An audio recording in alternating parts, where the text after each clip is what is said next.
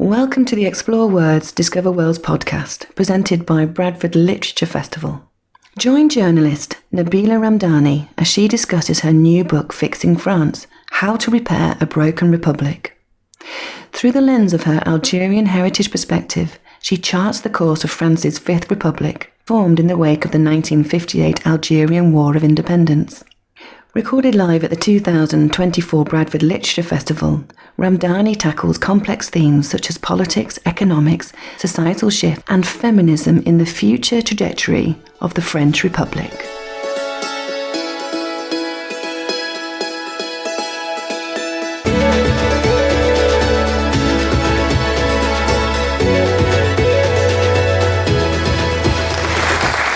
Hello everyone, thank you so much for being here this morning. My name is Mehreen and I'm a journalist. And as a journalist, I'm delighted that the news agenda has been so friendly to this session, because anyone who's been watching the news will realise there's a super important second round electoral vote happening in France.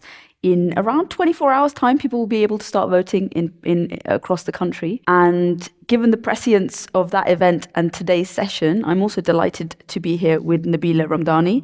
Nabila is a journalist, a commentator, and an author, most recently of this book, Fixing France. She'll also be outside at the end of the session if you want to buy a copy of this brilliant book. Nabila is also going to be signing them. Nabila, you wrote this book before a lot of the upheaval that we've seen in French politics, most recently this month, but also over the last year with various things like immigration bills and emergency decrees happening in France. So why don't you lay out for us why you wrote the book, what motivated it, and some of the really important themes. Then we will have a conversation, and I'm really keen to get questions from the audience. No question, as I'm a journalist, I will tell you no question is silly or stupid. So please put your hand up and there'll be a roving mic and we can hopefully get into a really good dialogue. So Nabila, I will give you the floor. So tell us about the book, introduce it.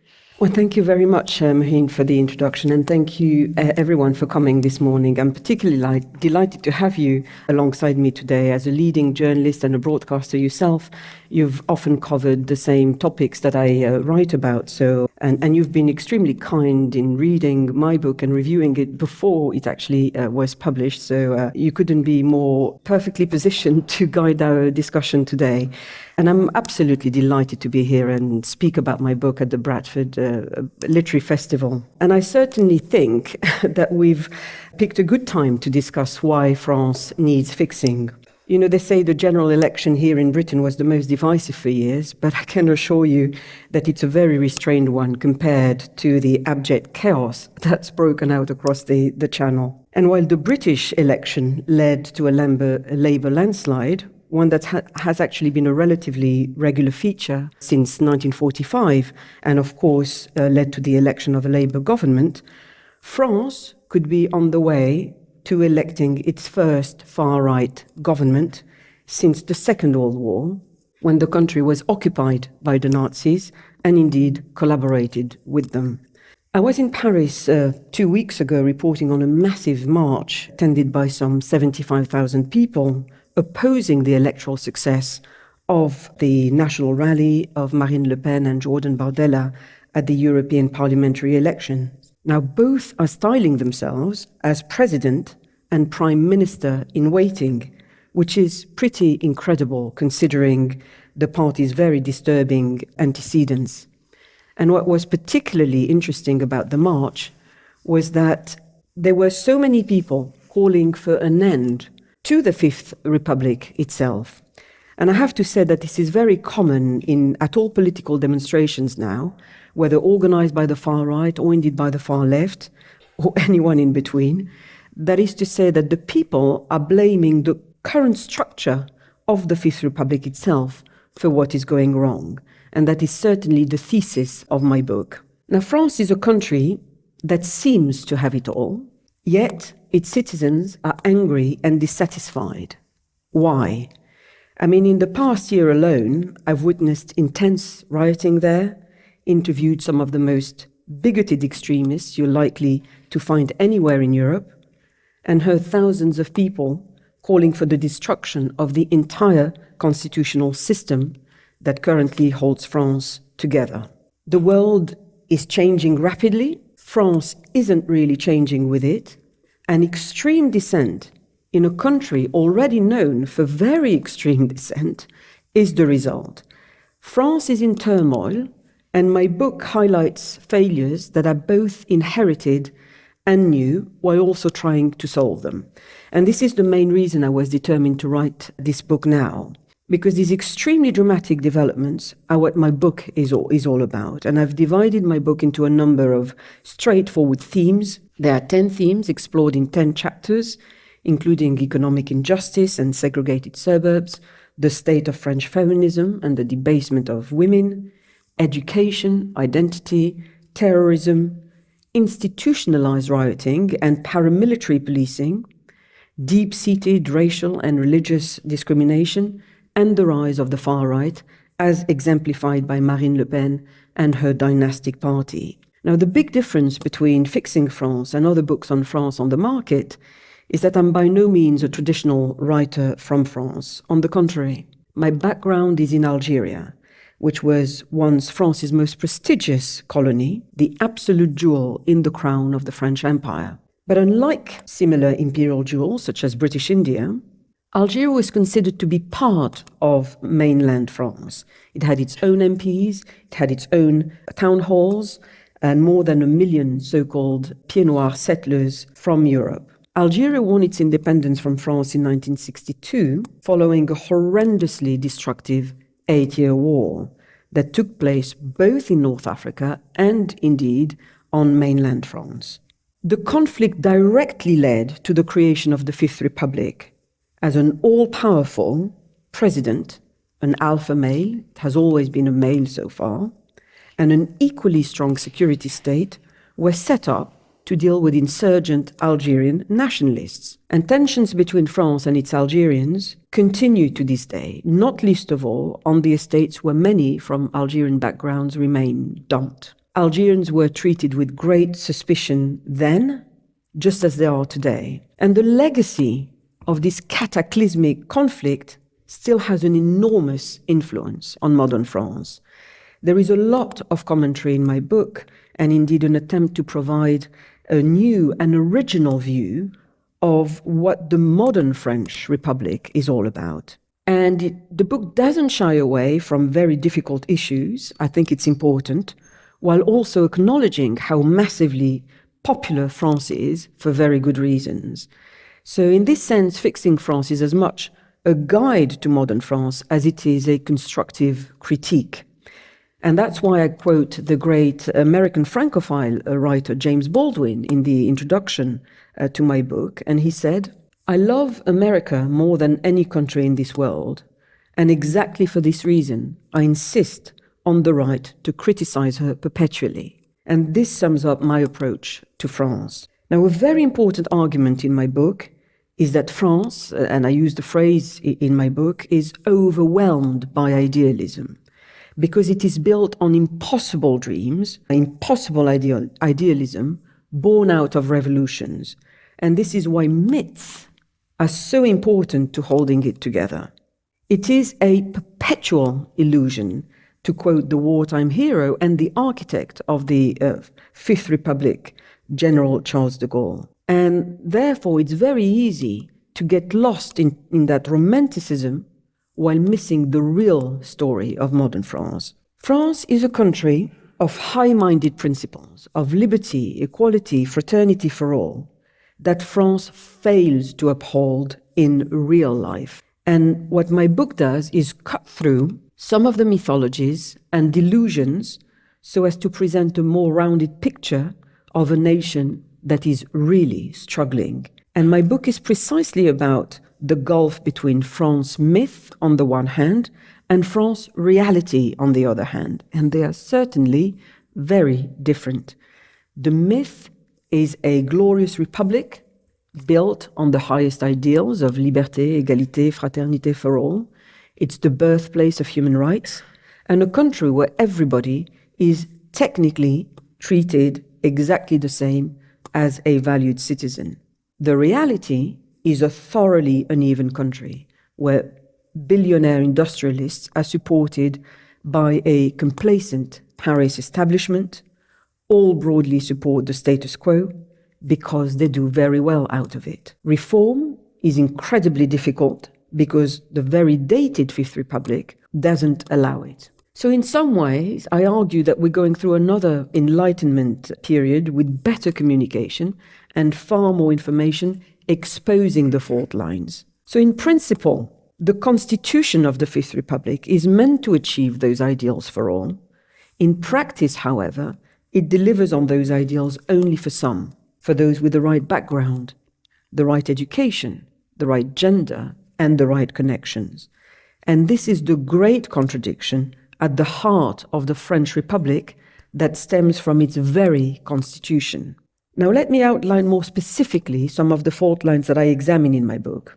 My book describes how a Paris elite still benefits most from the trappings of power and indeed the riches of capitalism, while millions of citizens struggle, despite France's much vaunted egalitarian motto. So yes, one could argue that there's plenty of civil service jobs. Public spending currently represents 59% of GDP, but pay is as low as morale in this vast, unmotivated workforce. State debt exceeds 3 trillion euros, and the government ran a budget deficit of 5.5% of GDP in 2023. Now, there's a number of economists who believe that the current system is unsustainable. And that's why millions of French citizens regularly take to the streets to express their anger. There were 2 massive riot seasons last year, one to oppose plans to raise the retirement age from 62 to 64. Now, it might not sound like a particularly controversial measure, but President Emmanuel Macron pushed it through without winning a majority in parliament using a presidential decree. And this was a prime example of how undemocratic the French political system is. The other was to express outrage at the shooting dead of an ethnic minority teenager by a policeman, an agent of the state. 17-year-old Nahel Merzouk was French, of Algerian and Moroccan background. And in that sense, the Fifth Republic's firm roots in the Algerian War still influence the way people like Nahel are treated today. Nahel's killing led to more than a week of rioting, but the really violent rioting doesn't just come from ethnic minorities. In fact, the biggest protest movement in recent years was the Gilets jaunes, the so-called yellow vests, who are mainly working class, white agitators. They brought cities such as Paris to a standstill Saturday after Saturday, while causing millions of pounds worth of damage. These were classic French riots, institutionalized riots that have been a continual feature of Macron's both terms of office. So people from different communities, whether in rural France or indeed on neglected housing estates, do not feel a sense of fraternity, unfortunately. My book analyzes France's fault lines through multiple subjects, but perhaps the best way to illustrate this broken republic is through politics, because it's the whole presidential system that renders France broken. France's constitutional setup leads to an absurd reliance on one individual with far too much influence over every field of national life.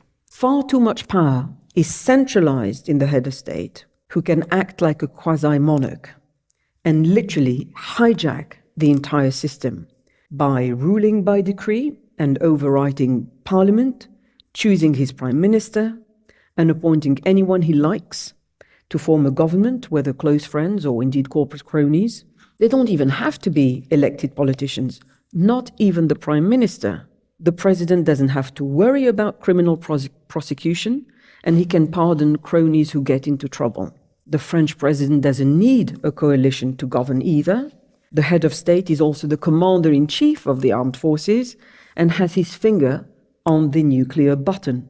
In other words, this is the very definition of an elective dictatorship. It is also a structure that encourages sleaze and corruption, as shown by the criminal convictions of recent French presidents, including Nicolas Sarkozy and the late Jacques Chirac, and this undoubtedly undermines democracy. So the current Fifth Republic is in fact a makeshift measure created by General Charles de Gaulle in 1958 to impose military rule during the Algerian War of Independence. It is therefore an outdated presidential system that points to a yawning democratic deficit. And I argue that checks and balances are needed to put an end to this elective dictatorship. You know, the French have always liked powerful commanders at the top, and this certainly goes back to Napoleon Bonaparte or indeed the pre-revolutionary monarchs. And I have to say that Macron's aloofness has struck me every time I have met him. But I think the prospect of a far-right prime minister, and indeed president, is certainly one of the biggest crises in the Fifth Republic. Marine Le Pen of the National Rally has come runner-up to Emmanuel Macron in the last two presidential elections. He cannot stand in 3 years' time, only 2 terms are allowed constitutionally, and Le Pen is currently leading opinion polls as a potential successor in 2027. And meanwhile, her protégé, 28-year-old Jordan Bardella, could be propelled in a few days' time to the second top job of Prime Minister, if his party achieves an absolute majority in the National Assembly. Now, technically, the president could choose whom he likes, but by convention, he has to nominate the leader of the majority party in parliament. Le Pen is currently one of only 89 National Rally-linked members of parliament, which is a relatively small majority out of 577 MPs, but her power base in the National Assembly will certainly increase in following these current parliamentary elections. In any case, this is by no means a prerequisite for ultimate power in France. Instead, one single determined individual can play and beat the system. So millions thought it was outrageous of Macron to push up the retirement age from 62 to 64 without a parliamentary approval. But imagine what Marine Le Pen will get up to if she's in charge. She too can rule by decree while filling up her government with unelected politicians and implement the most bigoted policies or worse. And if you look at the history, the National Rally, formerly known as the National Front, well, they're a pretty terrifying party. And as I make clear in my book, they represent a party with direct roots to the Nazis. The National Rally was founded as the National Front in 1972 by Jean-Marie Le Pen, Marine Le Pen's father, the now convicted racist and Holocaust denier. Those who made up the original National Front Leadership Committee included men who had fought in the Waffen-SS during the Second World War and thus swore an oath to Adolf Hitler, or else served in the French paramilitary units, the militias, that collaborated with the Third Reich. Others who dominated the party were convicted secret army organization criminals, the OAS, a terrorist organization made up by army and police officers committed to see Algeria remain French. Founding members also included some who fought in Algeria, including Le Pen Sr.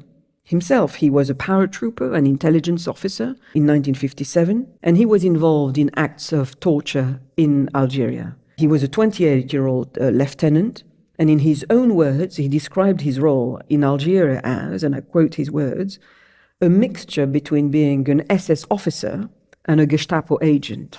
Now, Marine Le Pen claims that she has softened and indeed diversified the party. She even tried to recruit me when I met her on a number of occasions. But I can assure you that Nazi nostalgia remains very strong amongst some of its rank and file. And so there's vicious prejudice against Arabs and Muslims, not least because of the bitter resentment over the loss of France's colonial empire in Africa and North Africa, and especially in Algeria in the 1960s.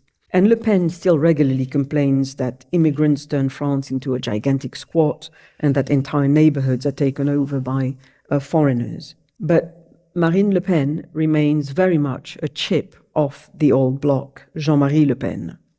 And it has to be said that Macron's policies from law and order to immigration have also become far more reactionary so as to face up to the Le Pen challenge.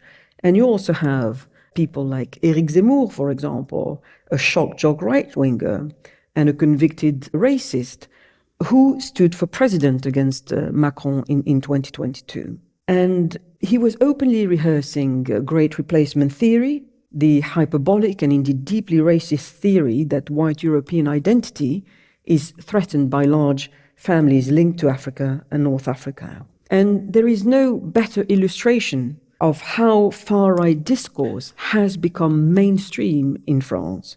But there isn't simply a problem with the far right. The entire system is riddled with discrimination and indeed prejudice.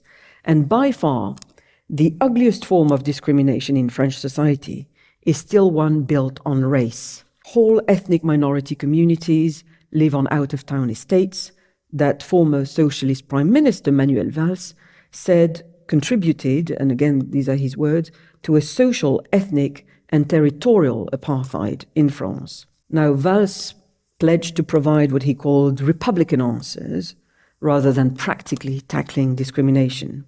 But racist sentiment is extremely hard to monitor or indeed regulate in France because the so-called colorblind republic doesn't compile data on the subject, which is dangerously counterproductive in a nation built on immigration and where it is estimated that 32% of people under 60 have migrant ancestry. Now, with such statistics banned, France's lofty universalism aims to secure social unity precisely by ignoring differences. Now, again, there's a great contradiction between fantasy equality and real-world discrimination, and that is startling, because real discrimination does exist, because as it turns out, your race and indeed your religion actually do matter in France when it comes to being discriminated against. There are unofficial sociological surveys that have found that 91% of Black people are the victims of racism, while minority groups in general are woefully underrepresented in politics, the media, and other key industries. Minority groups are also 4 times more likely to be stopped and searched. Compulsory identity checks are in fact a colonial law and order tool that is still prevalent today. And the so-called colorblind egalitarianism is in fact another pipe dream. It ignores very real forms of discrimination, racial and religious, and if you do not have official data about the problem, then it will remain conveniently ignored so as to preserve the status quo. So in this sense, the Gallic culture, which is envied all over the world, is not designed for people like me. There is a real sense of exclusion, one that is encapsulated by the out-of-town estates in the suburbs, the banlieue, where I grew up myself. And there are very few opportunities to break out of those neglected housing estates, either physically or, dare I say, metaphorically.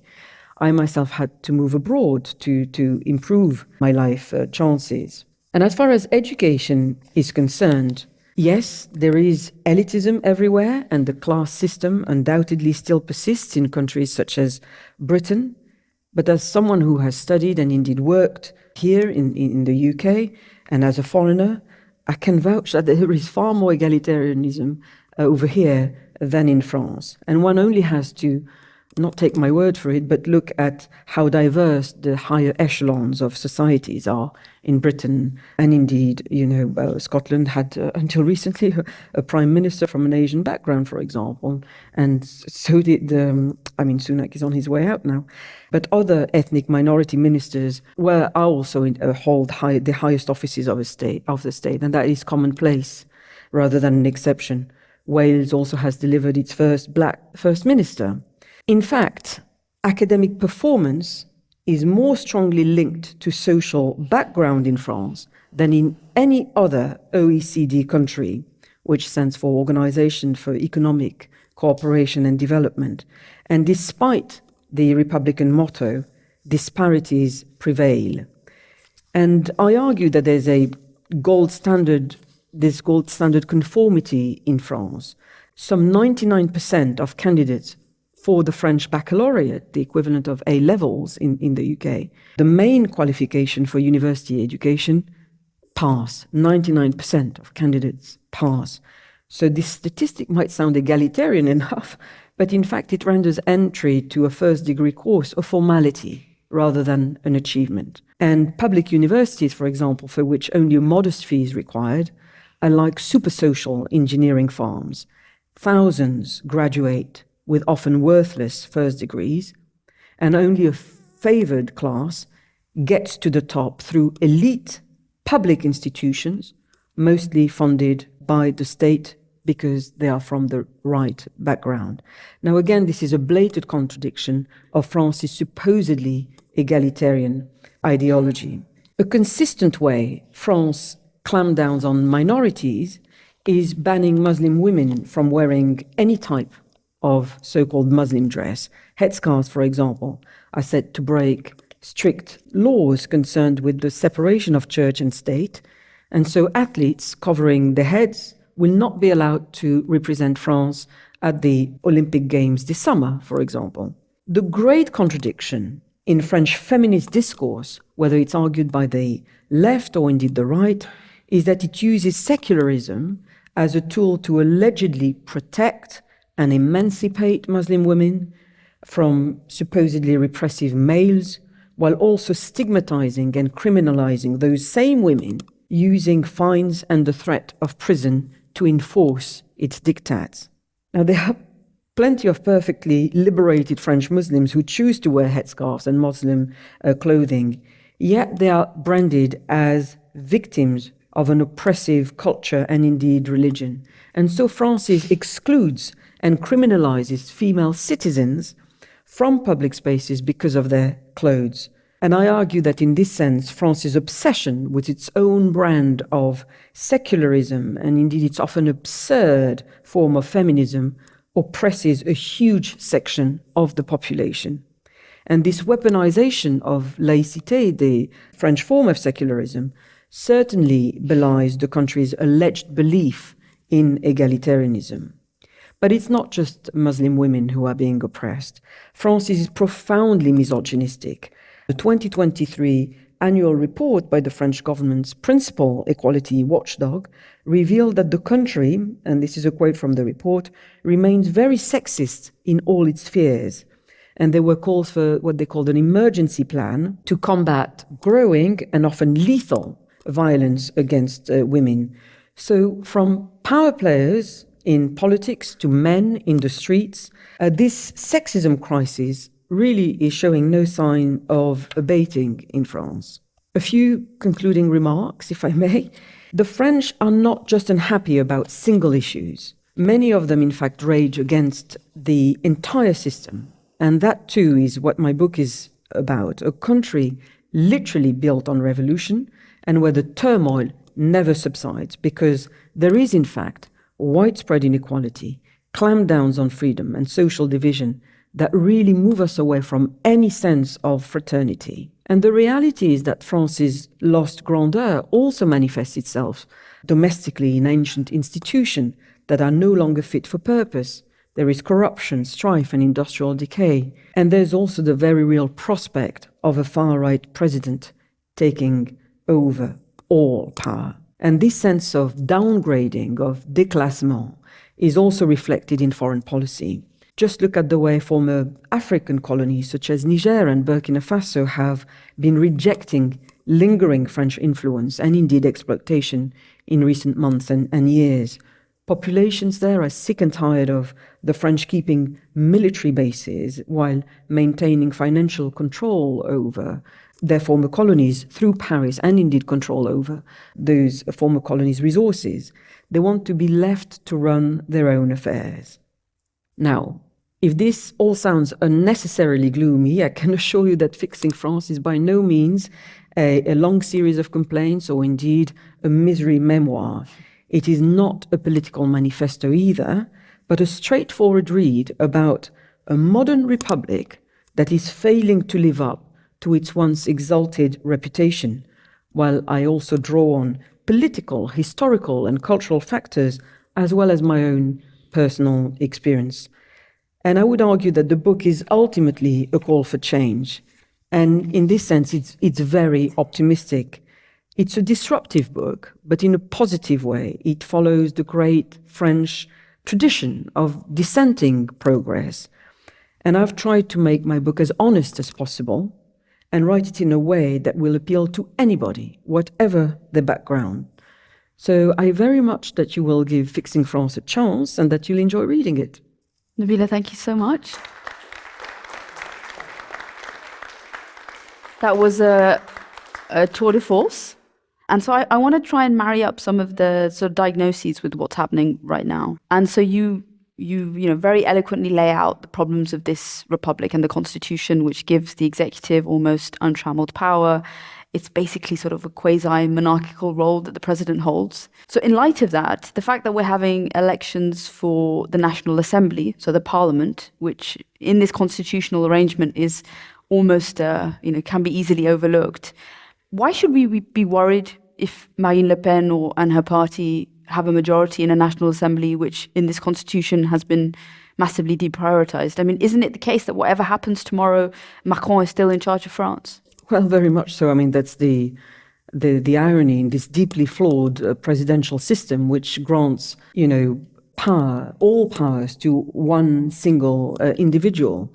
And the presidential system is overwhelming in France to the extent that, it doesn't really matter what the National Assembly looks like, because ultimately it's the president who remains in charge. And the myth is that the new prime minister chooses a new government, but actually the president, who is by far the most powerful figure in the Fifth Republic, chooses a new government, not least of all because he chooses the prime minister. Macron has regularly hired and fired prime ministers. Some of them haven't even been politicians, let alone elected ones. Himself, he was a civil servant when he acted as finance minister for François Hollande, the former socialist president. But I would say that a national rally, for example, prime minister, would undoubtedly have more power to construct the government if the party gets an absolute majority in the National Assembly. By convention, the president will have to allow a majority party in the National Assembly to form a government. And again, the caveat is a control freak like Macron wouldn't nonetheless let them or let the prime minister do everything, not at all. And in fact, if he doesn't like the makeup of the new parliament, he can dissolve it. If he doesn't get on with the new government or indeed with the new National Assembly, he can ignore it and bypass it and continue to rule by decree. But what it testifies to, it's the abject failure of the presidential system, and which will undoubtedly lead to more instability, because that would mean that we will have very short-lived governments, lots of infighting, not just in the National Assembly, but on the streets, a lot more chaos, which will reveal a divided France more than ever. And that's why I forcefully make the point that we need to move from this makeshift republic, which literally emerged from the Algerian war to try to keep the Algerian nationalists in check, which was meant to be temporary. France was threatened with civil war. It was meant to last 5 years or less. But more than 65 years on, we still have the same setup with effectively a strong man in charge of everything. Now, I think it's concerning enough when we have a centrist, so-called centrist, liberal, progressive politician like Emmanuel Macron in charge. But it is a lot more terrifying if we have the likes of Marine Le Pen in charge of the country. And there is no doubt that she already feels that the country is effectively vindicating her view of the world, her view for France, and calling the snap election on the back of a very successful EU parliamentary elections has boosted the far right enormously.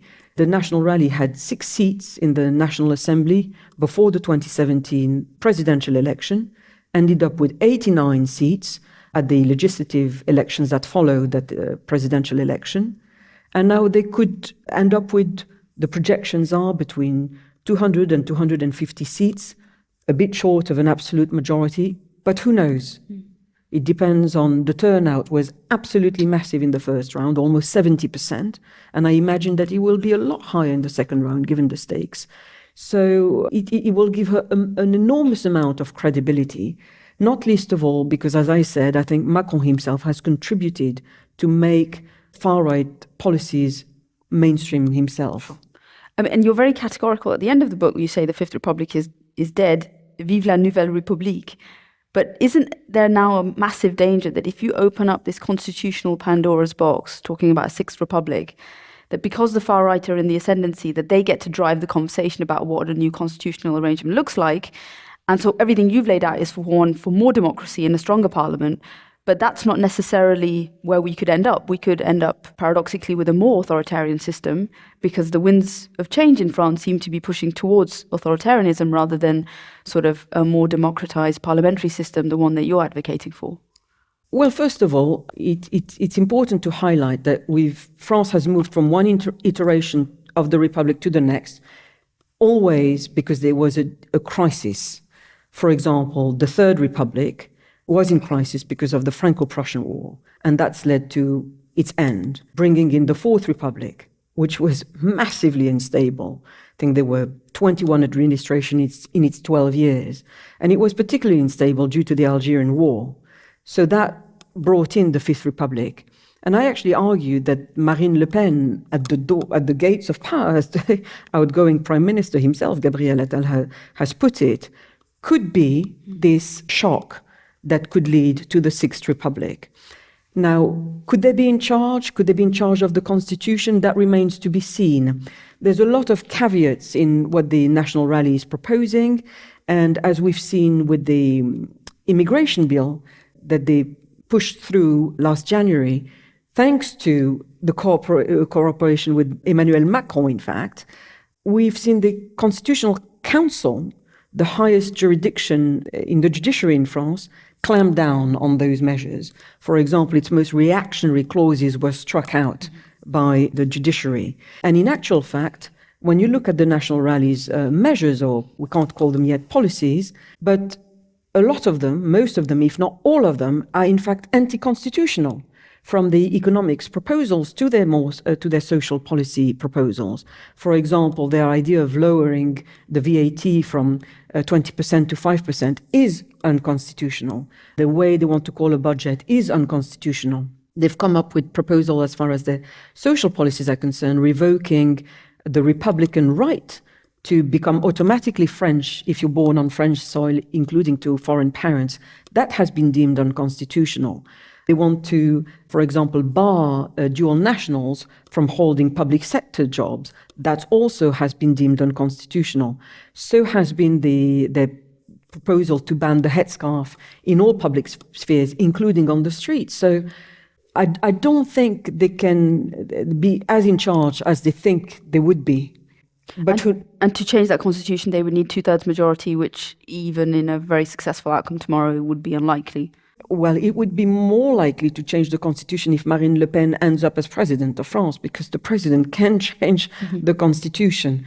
And the most terrifying aspect is you can win 2 rounds in a straightforward presidential vote to end up with all powers, just as Emmanuel Macron did himself. If you recall, he was never a member of any political party. He was never an elected politician. He didn't even have a political formation, a political party behind him. He created a vehicle called En Marche. The initials are EM, conveniently, also for Emmanuel Macron, so very much a one-man band. And he managed to play and beat the system. He took advantage of political landscape at the time, where the conservative Gaullists were imploding because of a number of corruption scandals, which saw the criminalization of Nicolas Sarkozy, but also François Fillon. So, and then the late Jacques Chirac. So all that sleaze and corruption led to the party imploding, and a very inefficient socialist party, which also collapsed.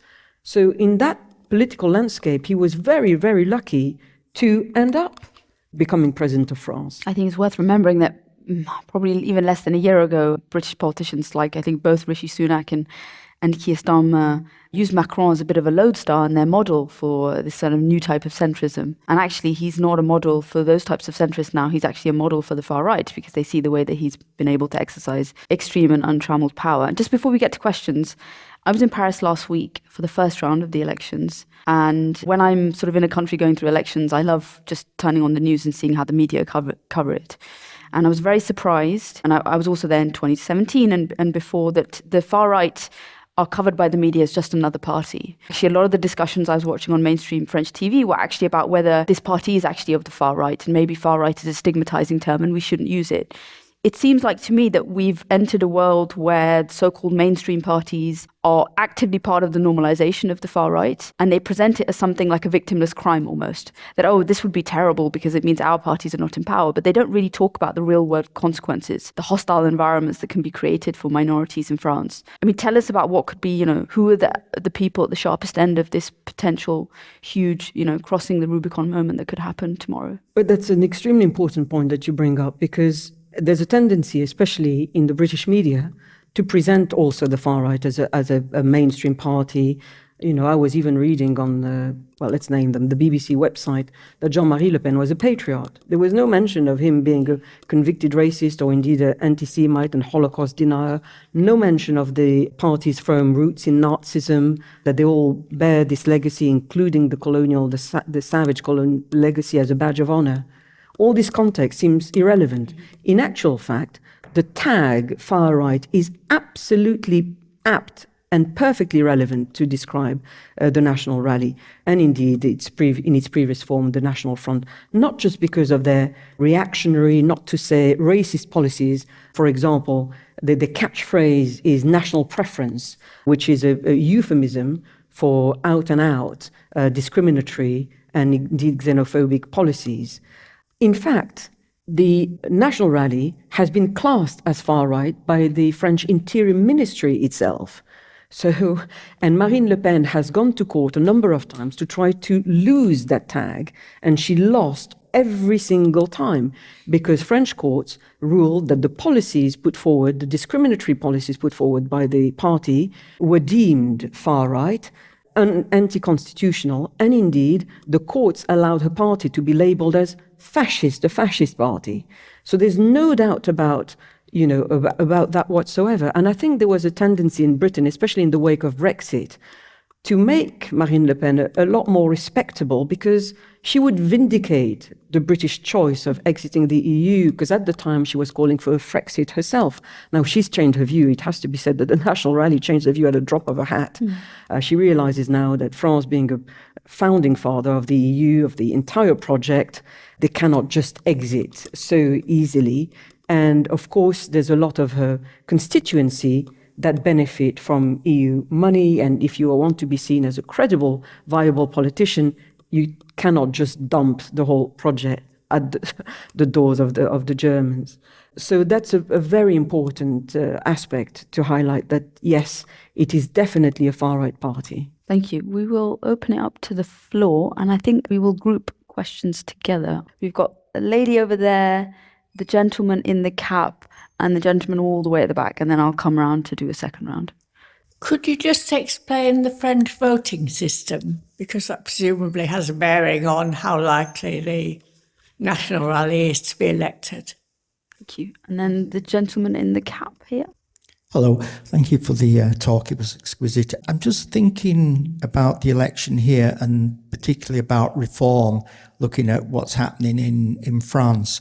And just to encapsulate it a little bit, I currently work in a warehouse. I was previously a teacher. One thing I'd never mentioned my teaching qualifications because of the discrimination I would take from the workers. But I just don't know how to cut across with reform, because no matter what I try to argue or point out, it's this anti-intellectualism thing that even my boss calls me the global elite, and I say I'm just a cleaner. But it is worrying, and I'm very, very worried if Labour don't get a grip on things. God forbid we end up like France. I'm quite pessimistic. Thank you. That's a very good point. And then we'll go right back up to the top with the gentleman with glasses on. Just to ask you a little bit more about the impact of Islamophobia. By some accounts, France is probably the most most important Islamophobic country in the European Union because it actually mainstreams Islamophobia in a way that places like China, India, Tel Aviv can't do. So it's seen as something, as a established liberal democratic study. If it bans anti-racist, anti-Islamicist groups, then anyone, or anti-Islamophobia groups, anyone can do that anywhere in the world. So I was just wondering to what extent it's not the danger of the far right winning the election, but it's the actual mainstreaming. And even if they don't win an overall majority, they're shifting the discourse, and whether you see there's any kind of attempt to change the discourse, public discourse around the far right and their values around Islamophobia, rather than simply just looking for electoral victories or electoral advantage. Lovely, thank you. Okay, so we'll start with this question about how the voting system, I guess for this round of elections, for the parliamentary elections, how it works. Yes, absolutely. That's a very pertinent question because the French voting system is extremely complicated. But as far as the French parliamentary elections are concerned, whoever gets whoever gets more than 12.5% of the vote in the first round goes through to the second round. And then you end up with a situation where it's referred to as triangular constituencies, where you have three candidates who will be competing in the second round. And the New Popular Front, which is a coalition of leftist groupings encapsulating the Greens, the Communists, the Socialists, France Unbowed, and lots of minor leftist groups, have, for the first time in decades, got their act together and united to keep the far right out of power and out of government. They've rebranded themselves the Popular Front after the second round, with the explicit aim of forming alliances, tactical alliances, and there's been a lot of horse trading going on to try to keep the far right out. That was the explicit aim. And the party or the coalition of the President Emmanuel Macron, Renaissance or Together, as it's a very floating party, it has to be said, has agreed after the first round to make a deal with this Popular Front, including the extreme left of the Popular Front, to try to keep the far right out. That wasn't the case previously. They see the extreme left as ideological enemies, and they didn't particularly want to deal with them. That has changed after the first round, given the enormous vote share that went to the national rally. Now, there's a distinction between vote share and seat share. The crucial point is how it will translate into seat shares. And we have that problem. So ever since the first round, that's the kind of dealings that have been going on. And the idea is you keep in place between the Popular Front and the presidential coalition the candidate that's most likely to beat the national rally candidate, so as to secure a seat in parliament and, more crucially, to keep the far right out of the National Assembly. Now, it has worked in general, but there's been plenty of mavericks, including in the presidential grouping, saying, well, you might say that, but I'll stay put, meaning that there's a risk of letting the far right win that constituency just out of sheer, personal interest, I guess. So on the far left, and indeed the leftist coalition, they have been more disciplined about it. They were more keen to give way to anybody but the far right. For example, in the constituency where the former Prime Minister Elizabeth Bourne is running, the Popular Front, the leftist Popular Front groupings is allowing her to get a clear run against the National Rally. In Macron's constituency in Amiens, they're allowing the leftist candidate to remain in the race so as to beat the National Rally. So that's how it works. It's complicated, but how it works. It's to achieve two things: to keep the far right out of power and to avoid a very unworkable situation where you'll have what is called the cohabitation. In case the National Rally achieves an absolute majority, then basically President Emmanuel Macron will have to work with his ideological enemy and will be in a situation where we will be governing with a prime minister from a political groupings that he hates.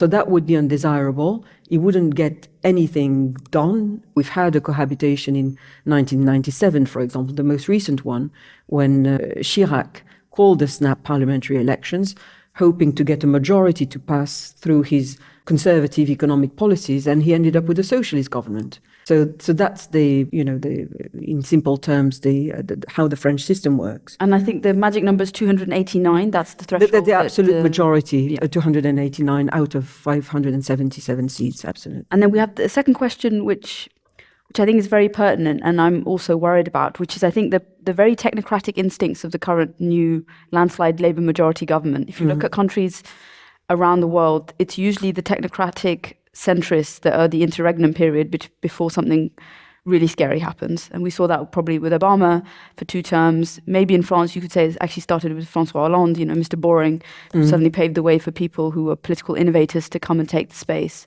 Is there a danger that Labour actually acts as that interregnum in the UK? Well, ahead of reform or maybe a merged Tory reform party? There is certainly a risk it's not just a risk, it's already translated in the EU Parliament votes of the extremists getting more popularity in the polls because they feel that they're being let down by those so-called centrist and moderate governments who only deliver for the super rich. I mean, one tag that Macron is often associated with is he's called the president of the rich because he looks after an elite, after his multi-billionaire national industrialists, and there's a massive constituency of people who are left behind and who do not feel that the wealth is trickling down in a massively rich country, it has to be said.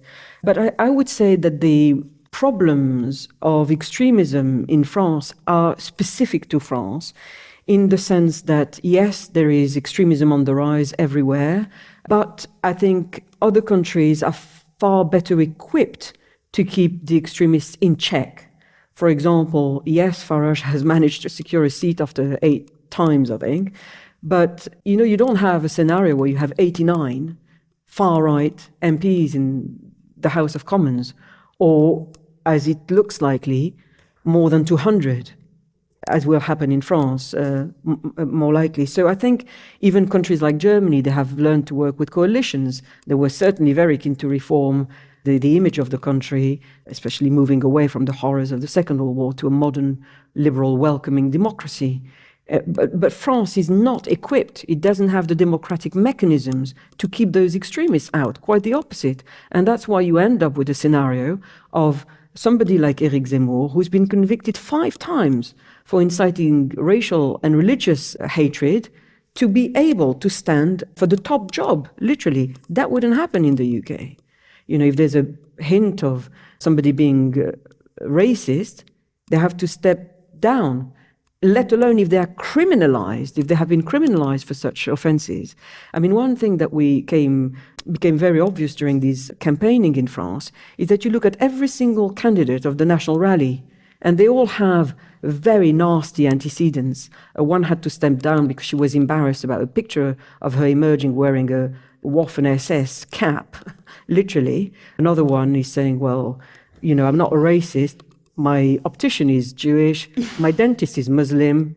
I'm not a racist. Another one came up saying, we've organized a bikers race, and the priest who, who ordained or the convention is a black man. I didn't, run him over. I didn't run him over. I'm not a racist, blatantly. I mean, it's just absolutely mad. And again, Britain is not underpinned, or the Reform Party is not steeped in fascism. It's not steeped in a very sinister colonial history. So there's a gulf there. And there's something very specific about France's xenophobic climate. And you see it in, for example, the banlieue. There's even a term to describe people who are stuck on the margins and excluded from society. You see it in the political discourse, which again has become mainstream, referring to troublemakers, especially if they're from an ethnic and religious minority background, as savages. Literally, these are words that are used on French television, in print, or on the radio, and by the political class. They talk about ensauvagement, turning savage, literally. And you also have the influence of media moguls, as somebody called Vincent Bolloré, for example, who's referred to as a Francis Rupert Murdoch, who pours lots of millions into mainstream channels to get the kind of shock jocks that will preach extremism, such as Eric Zemmour. He used to turn up on TV, radio and stations consistently, even putting his most offensive comments on those very platforms, which led to his criminalization. So I think there's a gulf into how institutionalized racism actually is in France. And maybe on that we can also get to the potency of Islamophobia as well. Precisely. You quite rightly say that it's absolutely mainstream. And what is more shocking is that in the country of Voltaire and Rousseau and the Enlightenment and all that, we end up with this kind of extremist discourse where you get politicians who put an anti in front of every policy statement: anti-Islam, anti-Europe, anti-immigration, anti-globalization, and so forth and so on. Because there's a real fear that French traditional lifestyles would disappear. And that's why parties such as the National Rally focus on keeping France as it was, as a glorious, basically living off a glorious mythical past. And that leads to discourse such as, we must drive French cars, produce French farming products, and, basically have a very narrow-minded provincial mindset and ignore the realities of how the real global world actually works. Do we have any more questions? We are running out of time. I saw somebody's hand. We are at 12 o'clock. Okay, I've been told off. But hopefully Nabila will be outside signing her book, so anyone who wants to chat, didn't get a chance to, can see her outside. So my last task is to say thank you very much for being here, everyone. Thank you.